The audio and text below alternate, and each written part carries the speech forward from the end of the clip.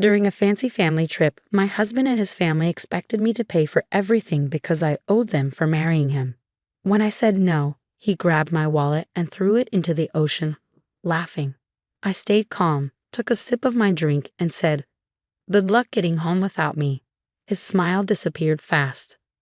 I'm a 35-year-old woman who just got back from what was supposed to be a dream vacation in the Maldives.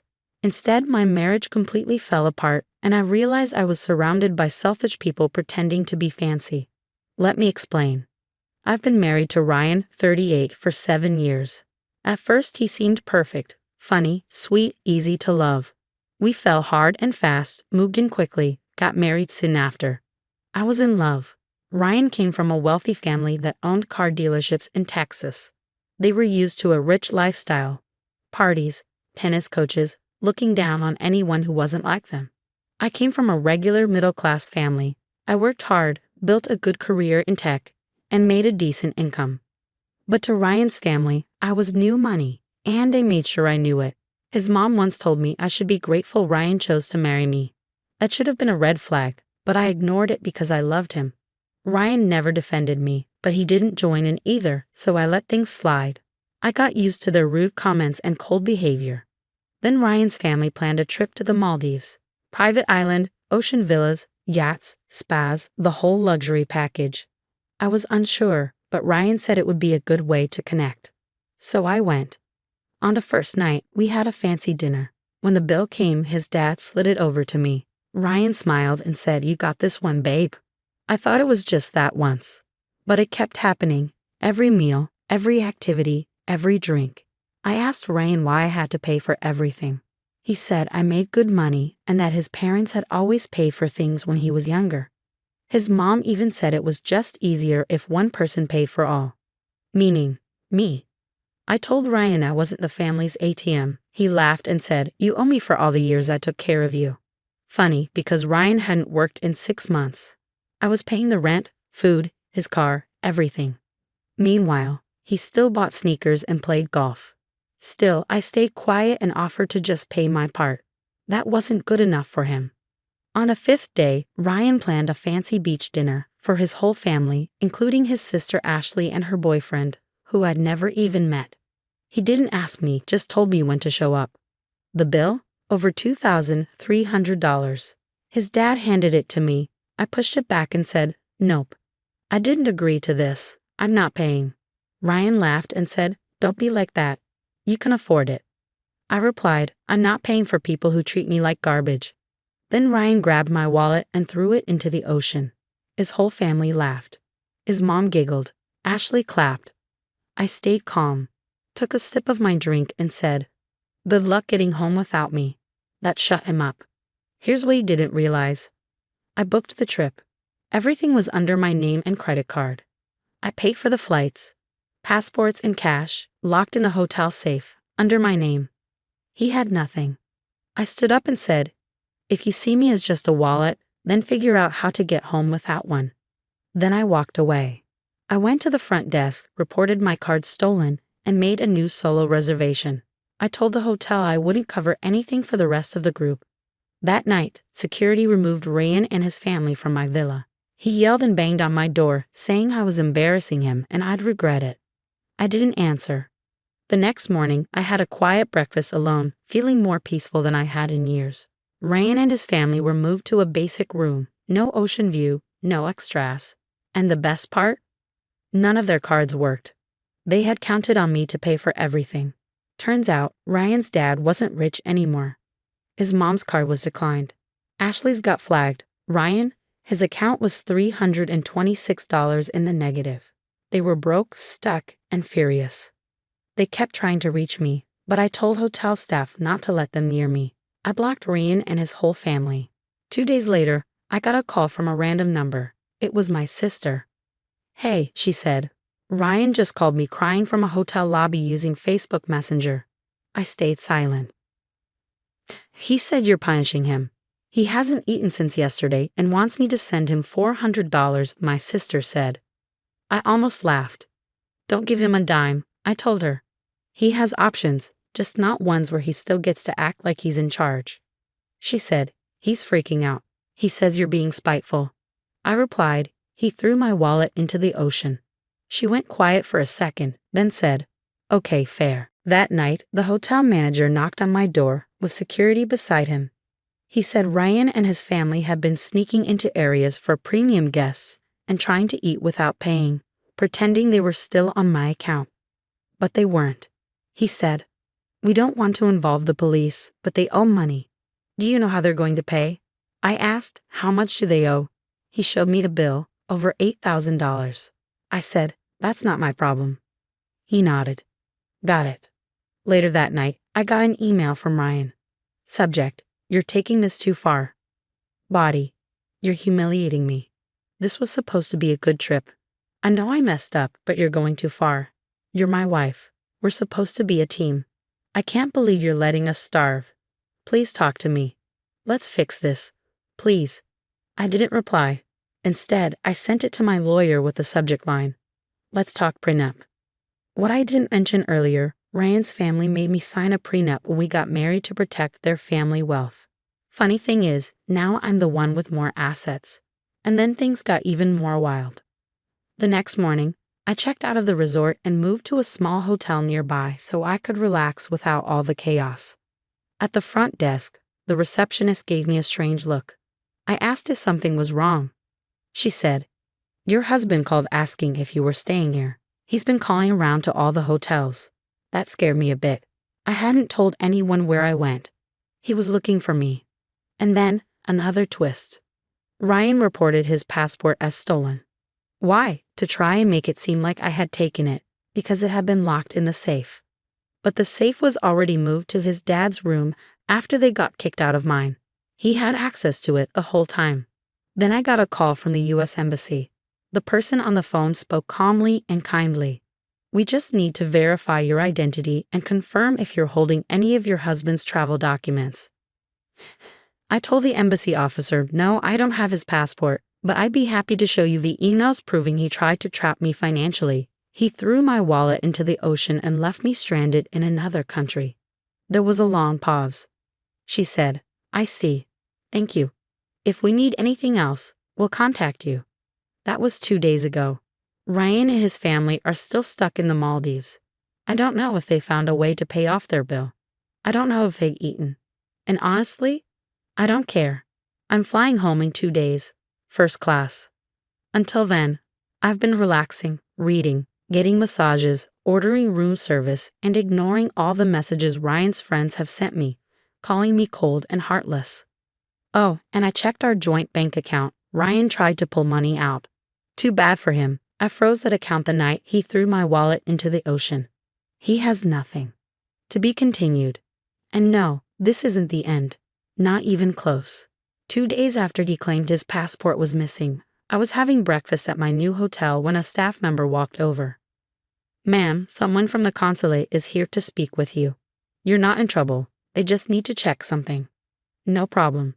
I met with a calm woman named Lisa. She worked for the U.S. Embassy. She told me Ryan filed a statement saying I locked his passport in a safe and took off with the key, leaving him stuck in another country. I just blinked at her. Then I pulled out my phone and said, do you want to see screenshots or the video first? She said, video. Perfect. The hotel security camera caught Ryan throwing my wallet into the ocean, clear as day. He grabbed it, walked to the water, tossed it in, and laughed while his family clapped like it was a show. I had asked the hotel to send me the video, just in case. I also showed her screenshots of my email to the hotel staff, proving I moved all our things, including the passports, into his dad's room before things went south. The emails had timestamps. Then she asked one last question. Would you like to make an official statement about his behavior? I said yes. I'm not sure what happened after that. But about 6 hours later, I got a text from an unknown number. It was Ryan. I'm so sorry. I shouldn't have involved the embassy. This is getting out of control. Please call me. The next morning, I got an email alert. Subject line, suspicious login attempt blocked. Someone had tried to get into our joint investment account from a new device in Texas. That confused me. I'm in the Maldives. Ryan's still here too. So is his family. So who was in Texas? I called my lawyer. He ran a check using his firm's tools. Turned out Ryan gave our login details to someone back home. His cousin Darren. Why? Because Ryan thought if he couldn't get the money, maybe Darren could transfer it before I noticed. But Darren didn't know I had two-factor authentication and a bank manager watching for shady activity. So now, Darren is under investigation for attempted fraud. I gave the bank everything: names, emails, messages. Now Ryan's family back home, who once called me dramatic for not paying for their luxury vacation, are panicking. Why? Because Darren used his real name. Ashley, Ryan's sister, didn't take the news well when she found out there could be legal trouble on both sides of the world. She found a way to email me. Her message said, "I don't know why you're doing this. It's not like we hurt you. We just thought you'd help your family. You're ruining lives. This is cruel." No apology, no guilt, just playing the victim. I didn't respond. I forwarded it to my lawyer instead. We're keeping a timeline. 2 days ago, Ryan sent me another email. It was long, emotional, and full of blame. "You've embarrassed me. You made me look weak. We're supposed to be a team. Now everyone's turned against me. If you leave, I have nothing. Are you really going to end our marriage over money?" Money? This was never about money.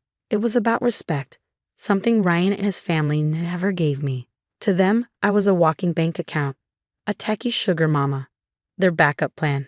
And when I finally said no, they lost their minds. I didn't reply to Ryan either. But I did have my lawyer send a final message. "We're filing for divorce, and we're requesting full reimbursement for every dollar spent on this trip. Flights, rooms, food, tips, tours, even the $6.50 coconut Ashley threw at my head during a fight." Yes, that really happened. Right now, Ryan and his family are still stuck. His passport issue is under review by the embassy. The bank is pressing charges against Darren. I'm flying back to the US tomorrow. I've already filed for divorce and frozen every shared account. But wait, there's more. I just found something that could change everything. It's about Ryan's real finances, something his parents might not even know. I'm double-checking the details, but let's just say, he's not broke. He's been hiding money. And when I find all of it, I'm not just walking away. I'm taking everything. Turns out Ryan was secretly moving money out of our joint account into an account under a fake business, Right Tight Co. Consulting. Sneaky, huh? He even put Ashley down as an employee so he could send her payments disguised as paychecks. I gave my lawyer every bit of proof, and in return he gave me everything I need to legally burn it all down. And the final nail. A private investigator found Ryan's name tied to a condo in Austin, paid for in full, in cash. 3 months ago. Through a trust under the name Britico. That was it. That was the last straw.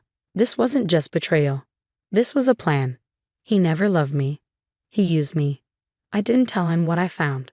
Instead, I made one final stop, back at the resort where he humiliated me in front of his whole family.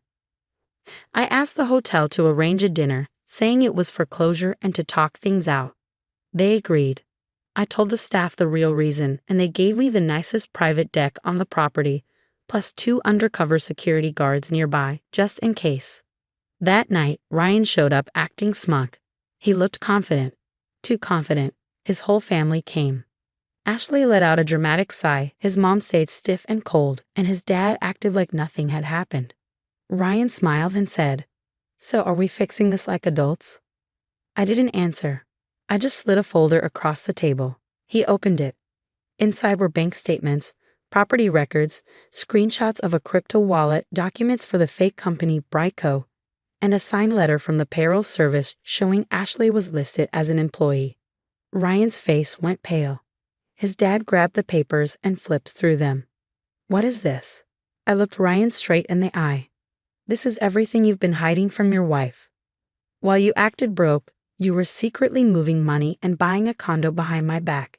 And during all that, you threw my wallet into the ocean and tried to steal my money." His mom gasped. Ashley yelled, "That's a lie." Her voice cracked. I showed them a video clip that had her name clearly listed as a contractor. Ryan jumped up so fast, his chair scraped the floor. "I can explain." But his dad cut in. "Is this true?" Ryan looked down. No, No, his dad muttered, shaking his head. You absolute idiot. And for once he wasn't yelling at me. Ryan tried to talk, but I raised my hand. You know what hurts most? I was willing to forgive you, not take you back, but forgive you. I thought you were just weak, but now I know the truth. You're a liar, a user, a thief. Ryan looked crushed. Ashley was crying. His mom looked like someone had dumped cold water on her. His dad just went silent. Ryan tried to follow me when I left the deck, but security stopped him. I heard him yelling, "You're ruining my life." I didn't look back. Back at the hotel, I packed up, got myself a drink, and sat by the ocean, the same one where he tossed my wallet. It felt like closure. Peaceful, even. The divorce was fast. With the evidence I had, Ryan couldn't argue. He tried to stall, but the judge shut it down. I got my full share of everything we owned. He was ordered to pay me back for every penny I spent on the trip. The secret condo, it was sold. I got 50%. Ashley deleted all her social media. His parents tried to reach out. I didn't answer. I don't need their sorry messages. They never cared about me, just my money. Here's what I've learned. Love without respect isn't love. It's manipulation dressed up to look nice. People will use you until you stop letting them. And sometimes, peace doesn't come from shouting. It comes from calmly sipping your drink, walking away, and letting the truth handle the rest. I blocked Ryan everywhere. He still emails me long, emotional messages about how he's changed. I don't even open them anymore. My peace is louder than anything he could say. And I didn't just get revenge. I got my life back.